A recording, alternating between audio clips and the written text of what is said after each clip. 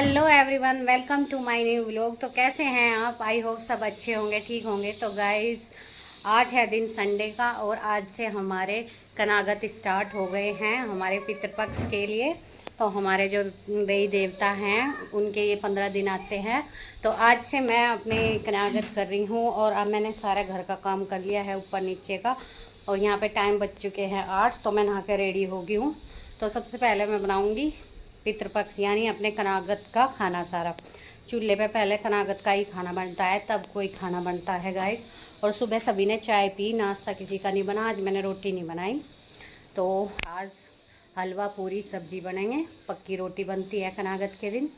तो गाइस चलिए बनाते हैं। और आज बनाने वाली हूँ मैं पपीता पूरी की सब्जी और हलवा। तो बने रहिए ब्लॉग में। ब्लॉग पसंद आया करे तो प्लीज़ ब्लॉग को लाइक भी कर दिया करें। और कल वाला ब्लॉग कैसा लगा आपने बताया नहीं कमेंट में। तो फैमिली के साथ बहुत ही अच्छा लगता है गाइज। मुझे तो इतना मुझे किसी चीज़ का लेने देने का नहीं है, जैसे कि मेरा भाई सूट दुआ होगा या कुछ ऐसा नहीं था। मुझे सबसे ज़्यादा खुशी थी कि मैं सबके साथ इंजॉय करूँ।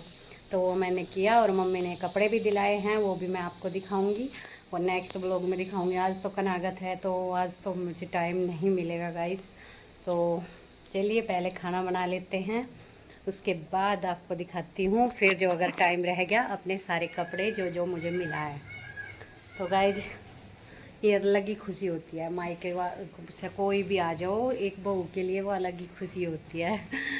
मतलब सस्ता नहीं है, मैं मायके वालों को ही देख के खुश होती हूँ, मैं ससुराल वालों को भी देख के खुश होती हूँ। जैसे कि मेरी फूफी वगैरह ननंद वगैरह आती है, मैं उनके साथ भी खुशी रहती हूँ। हमें खुश रहना चाहिए क्योंकि हम भी एक लड़की है। हम जी बात करें अपने मायके की तो मेरी ननंद भी करती होगी, तो मैं सबको एक समान लेके चलती हूँ। तो चलिए बात ना करते हुए अपना काम करते। तो वैज नहाने से पहले सब्जी कट कर ली थी मैंने, फिर नहा के बस सब्जी छोंकनी रह गई थी मेरी। तो फिर मैं खाने की तैयारी में लग गई थी। और यहाँ पे टाइम बज चुके हैं सही 8। मैं नहा धोकर सारा काम निपटा के अपना लग गई थी अपनी जो कनागत की रोटी है वो बनाने के लिए। बखती बनती है कनागत की रोटी गैस। तो ज़्यादा बखत इसलिए नहीं बनाती क्योंकि मुझे डांगर डोर का भी बहुत सारा काम होता है, सुबह बच्चे भी स्कूल जाते हैं। लेकिन आज संडे था, जैसे बच्चे तो गए नहीं थे लेकिन और काम था। और वैसे झाड़ू पोछा वगैरह करके ही कनागत का खाना बनाना चाहिए। तो रसोई वगैरह सब साफ़ करके मैं नहा के तब खाना बनाती हूँ कनागत का।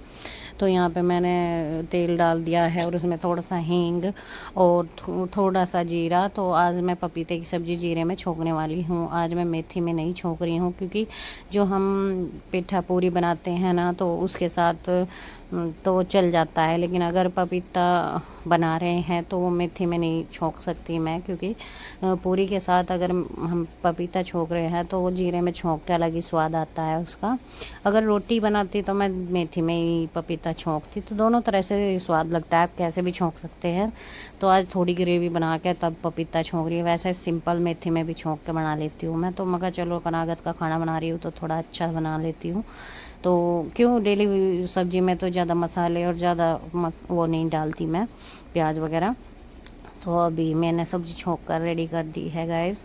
और आज पपीता पूरी का कॉम्बिनेशन देखना आप, बहुत ही टेस्टी लगती है। कभी अपने घर पे बनाकर देखना। वैसे पेठा पूरी तो सभी ने खाया होगा, लेकिन पपीता पूरी आज मैं आपको बना के दिखाती हूँ। फिर मैं चढ़ा दी थी कढ़ाई, मैं बना रही थी हलवा। और हलवा बनाऊँगी मैं थोड़ा ही गैस, क्योंकि कोई हलवा ज़्यादा खाता नहीं है, तो इसलिए थोड़ा सा ही बनाऊँगी। जिसे खाना है थोड़ा थोड़ा खा लेंगे, क्योंकि अगर मैं ज़्यादा बनाती हूँ फिर वो बच जाता है, इसलिए मैं इतना ही बनाऊँगी जितनी ज़रूरत है। तो यहाँ पे मैं बेसन और उसमें थोड़ी सी सूजी ऐड कर रखी, वो भूनूंगी। और हलवे को तब तक चलाती रहूँगी जब तक ये भुन नहीं जाता अच्छी तरह से। और गाइस ये छोटी कढ़ाई है और इसमें ना ज़्यादा हल्की है, इसमें नीचे लग जाता है, इसलिए मुझे इसे लगातार ही चलाना पड़ेगा। बिल्कुल धीमी आंच पे मैंने इसे पका लिया है, मतलब बेसन को और सूजी को। अभी इसमें मैंने डाल दी है पानी और चीनी। तो अभी मेरा हलवा बनकर रेडी हो जाएगा। थोड़ा ही हलवा था तो जल्दी बनकर तैयार हो गया है। और इसमें कोई भी ड्राई फ्रूट्स वगैरह मैं नहीं डालूँगी, क्योंकि जो मेरे बच्चे हैं ना वे बिल्कुल भी ड्राई फ्रूट्स नहीं खाते हलवे में। सिंपल हलवा रहेगा तो खा लेंगे, अगर मैंने डाल दिया ना ड्राई फ्रूट्स तो कहेंगे हमें नहीं खाना। उन्हें निकाल निकाल के भी दर्द है फिर भी नहीं खाएंगे।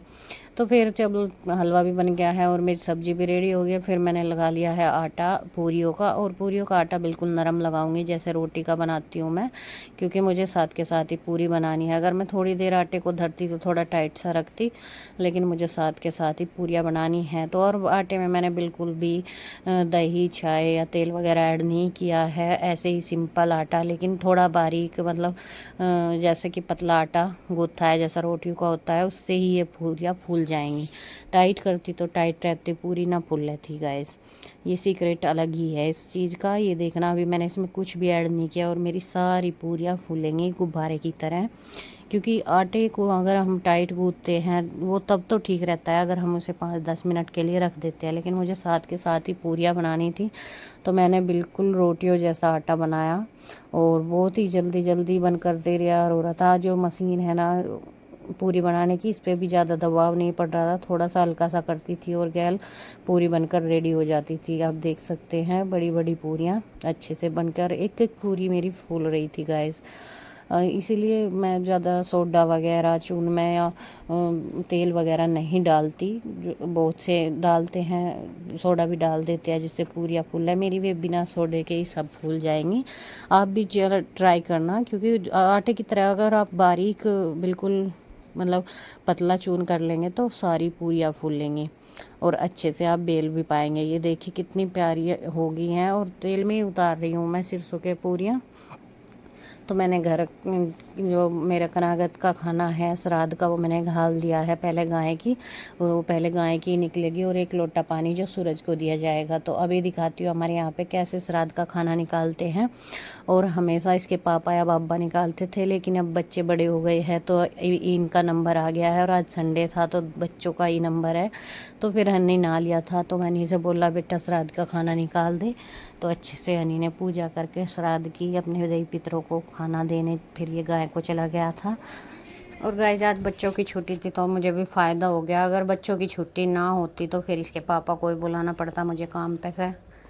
अब वो हथकार निकाल दी, क्योंकि इसके पापा उसने भट्टे का भी काम है, खेत का भी, और उधर मिस्त्रियों के पास भी बहुत सारा काम होता है, तो बहुत दुखी हो जाती हूँ। लेकिन आज बच्चों की छुट्टी थी तो थोड़ा आराम मिला। चलो जल्दी जल्दी से मैंने हथकार निकलवाई और फिर जल्दी जल्दी से सबकी पूरियाँ उतार दी, क्योंकि गाइस सबकी फटाफट से पूरियाँ उतार दूँगी और सभी खाने वाले आ चुके हैं। पहले बाबा की दे दूँगी और फिर इसके पापा भी गरम गरम पूरियाँ खा लेंगे, क्योंकि गाइस ये ना बिल्कुल भी पूरियाँ नहीं खाते। अगर गरम गरम बनाती हूँ तो खा लेते हैं, ठंडी तो बिल्कुल नहीं खाते।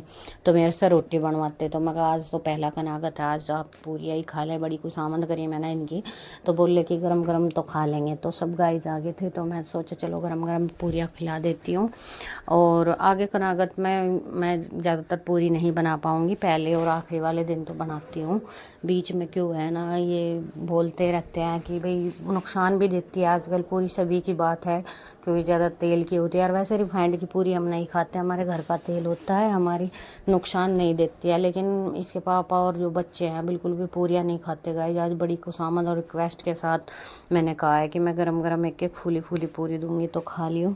तो खैर मान गए, कह लगे चलो आज तो खा लेंगे, फिर मत बनाना। फिर मैं गाय की बना लिया करूँगी आगे से, क्योंकि बहुत नुकसान देती है गाय, पानी पी पी फिर पेट फूल जाती।